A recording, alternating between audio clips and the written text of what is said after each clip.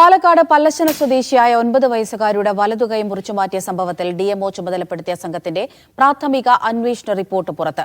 ജില്ലാ ആശുപത്രി ശാസ്ത്രീയവും ഉചിതവുമായ ചികിത്സ നൽകി. ധമനികളിൽ രക്തം കട്ടപിടിക്കുകയോ മാസ് എഫക്റ്റോ ഉണ്ടായിട്ടുണ്ടാകാം. വളരെ അപൂർവമായി സംഭവിക്കുന്ന കാര്യമാണ് ഉണ്ടായതെന്നും റിപ്പോർട്ടിൽ പറയുന്നു.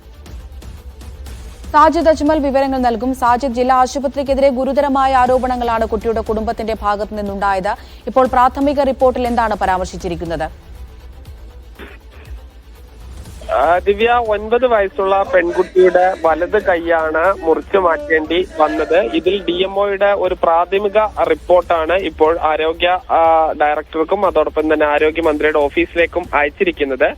ഇതിൽ പ്രധാനമായും പറയുന്നത് ജില്ലാ ആശുപത്രി ശാസ്ത്രീയവും ഉചിതവുമായ ചികിത്സയാണ് നൽകിയിട്ടുള്ളത് എന്നുള്ളതാണ്. കുട്ടിക്കുണ്ടായത് ഈ രക്തധമനികളിലെ രക്തം കട്ട പിടിച്ചിട്ട് ഉണ്ടാകാം, അതോടൊപ്പം തന്നെ മറ്റ് ആരോഗ്യ പ്രശ്നങ്ങളും ഉണ്ടാകാം.